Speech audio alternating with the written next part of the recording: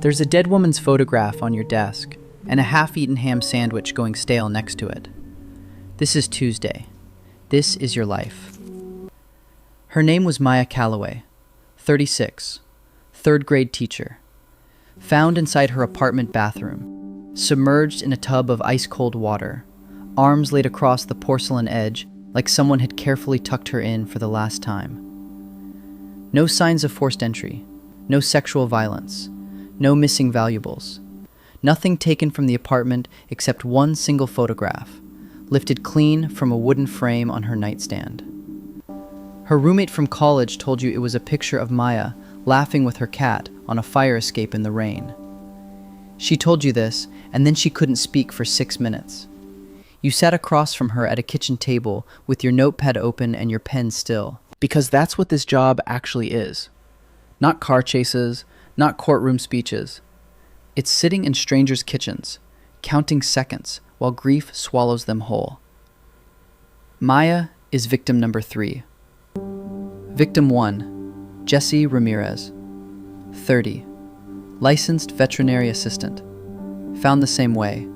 Bathtub, arms arranged, cold water, one photograph removed from a living room shelf. Nobody forced the door. Nobody left a trace. Victim 2, Priya Mehta, 28, dental hygienist. Identical scene, identical staging, identical absence. One stolen photograph, frame left behind like a hollow eye socket staring at the ceiling. 3 women, 3 bathtubs, 3 missing pictures. 3 different police jurisdictions that have never spoken to each other, because in this country, interagency communication moves at the speed of bureaucracy and bruised ego. You connected them, because connecting the invisible is the only thing you've ever been genuinely good at. You're 42, 16 years in homicide. You've worked 230 cases, closed 189. That number makes you exceptional on paper. It means absolutely nothing at 3 a.m. when you're reconstructing a killer's psychology from photographs of women who deserved to die old. Your ex-husband told you, before he left, that you'd stopped being present long before you moved out. He said living with you felt like living next door to a crime scene. Something bad had happened there, and you'd both learned to walk around it. He moved to Portland with the girls 3 years ago. You see them on alternating weekends. Your youngest, who is 8, asked you last Thanksgiving what you dream about. You said adventures, because women in bathtubs is not a bedtime answer. The profile assembles itself in your mind the way they always do. One piece clicking against the next until the shape of a person starts to emerge from the negative space. He's controlled, meticulous. Each scene is surgically clean. No prints, no transfer fibers, no biological material that doesn't belong to the victim's own environment. He doesn't improvise.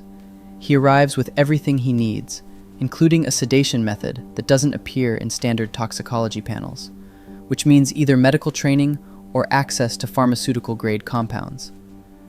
He positions the bodies with something close to reverence. The staging isn't about hiding what he did. It's about how he wants them remembered. He wants them to look peaceful. He wants to have given them something. The photographs he takes are trophies, but not the kind built from cruelty. They're relics, objects of grief. He's not collecting victims. He's collecting moments. The victims share a profile. Women in their late 20s to late 30s, living alone, employed in caregiving roles. Teacher, vet tech, hygienist. Women whose entire professional identity is structured around tending to others. The behavioral read writes itself. He's drawn to women who embody a kind of care he experienced, or lost, or never had. He's selecting substitutes, and he's punishing them for being replaceable. You present the profile at a joint task force meeting on a Wednesday morning.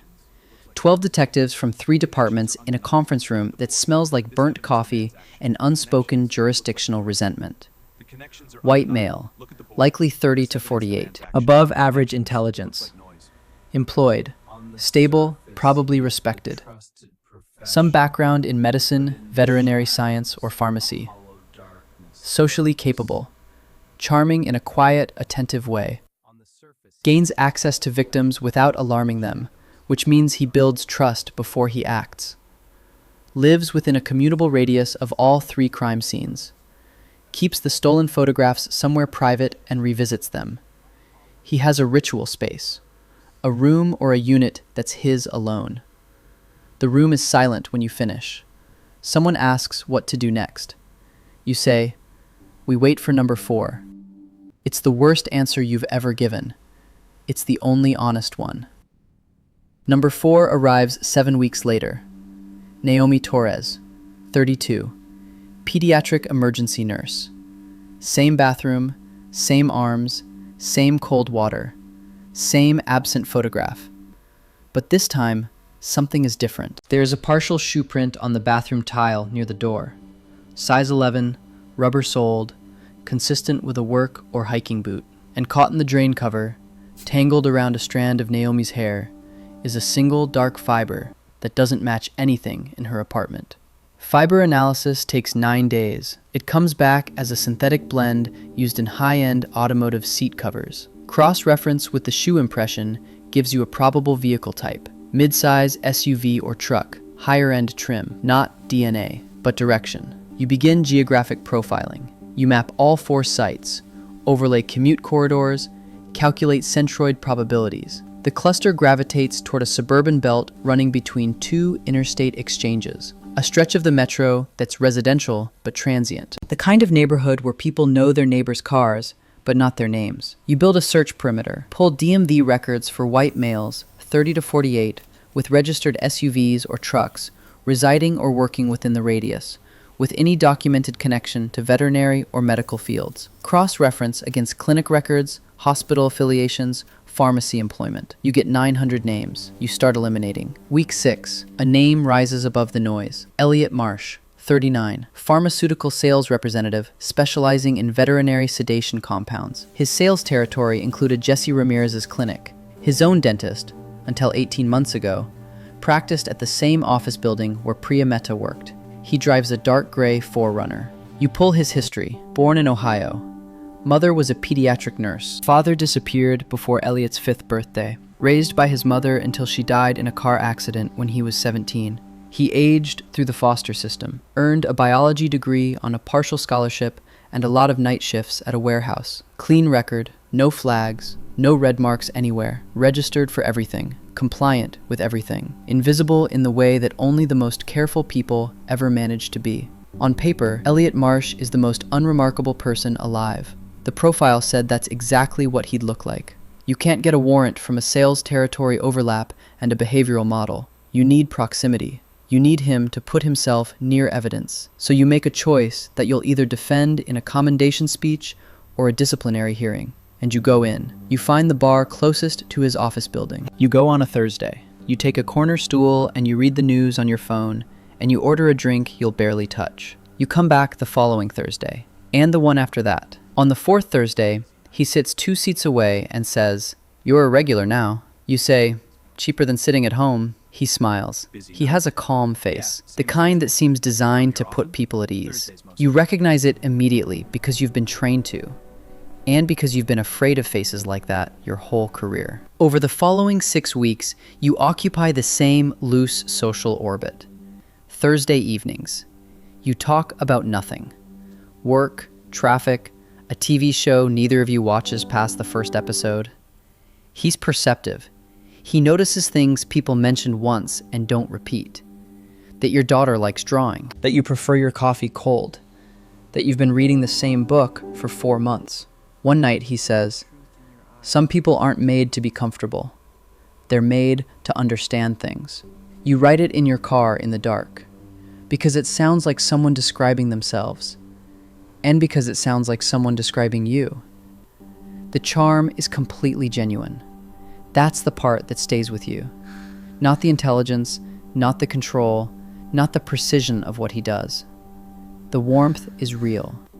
And real warmth, layered over an absence of remorse, is the most dangerous thing a human being can produce. Your partner asks if you're okay. You say yes. She tells you she doesn't believe you. You tell her she's right not to. The break comes on a Saturday morning surveillance log. Every Sunday, Elliot Marsh drives to a self-storage facility 4.3 miles from his apartment. He stays between 40 and 55 minutes. He drives home. He does this every single week, without exception. You pull the rental records for the facility. One unit is registered to a name that doesn't appear in any system, a ghost tenant. Payment method: a prepaid card bought with cash at a pharmacy near Elliot's home. The pharmacy has exterior camera footage. The figure purchasing the card is wearing a jacket you've seen Elliot wear twice on Thursday nights. You take everything to a judge: the profile, the geographic analysis, the victim overlaps, the fiber from scene 4, the storage unit trail.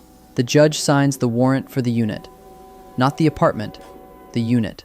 You open it at 5:45 a.m. on a Tuesday, with a forensic team and 4 officers, and a silence so complete you can hear your own heartbeat. The unit is immaculate, climate-controlled, shelves along the left wall, labeled and ordered. On the right wall, mounted on a square of corkboard with metal pushpins, are 4 photographs. Jessie with her golden retriever in a park. Priya cutting cake at a birthday party. Maya on a fire escape with her cat. Naomi holding a sleeping infant in a hospital corridor. Beneath the corkboard, a desk. On the desk, a journal. The handwriting is so precise, it looks like a font. Every entry addressed the same way: Mom. Every entry a record. A woman he'd observed. How she moved through the world. How she gave her care to strangers. How she reminded him of something he'd had and lost before he was old enough to protect it. The final entry is dated 4 days ago. It describes a woman named Caroline. She works at an animal rehabilitation center on the east side of the city. She lives alone.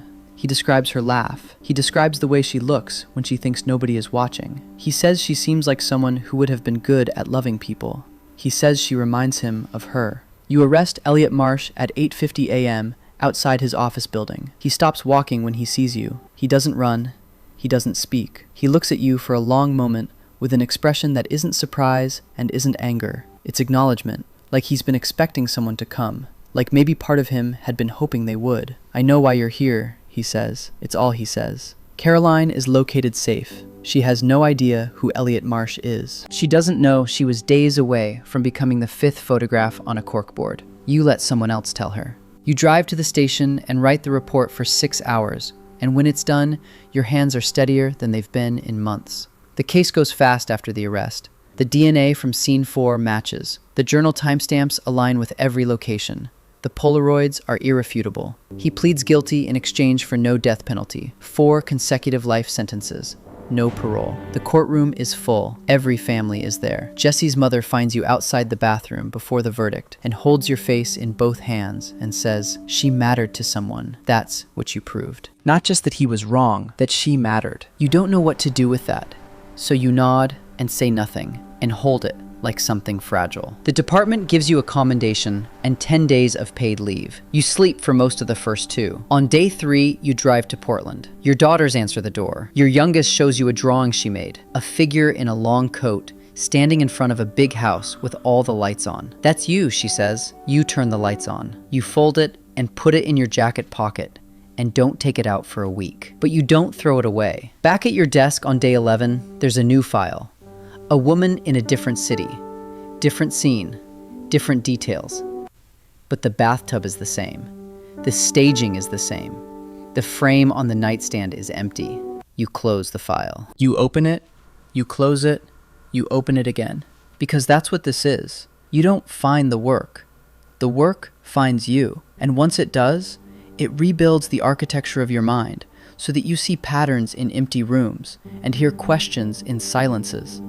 And every stranger's kindness lands slightly wrong. You caught the monster. He's behind a door that won't open again. But the version of you that had to become him for 14 months, she didn't get left at the storage unit. She's sitting at your desk, reading the new file. The story you just heard is fiction, but the behavioral science is real. The profiling methodology is real. The geographic modeling is real. The psychological toll on the people who do this work, that's the most real thing in the whole story. Right now, somewhere, an actual detective is staring at a crime scene photograph they'll never be able to unsee, trying to build a human being out of absence and evidence. If this got under your skin, leave a comment. I read every one. Subscribe if you want more. Next one drops soon. The case is closed, but the mystery continues. Subscribe to unlock the next chapter.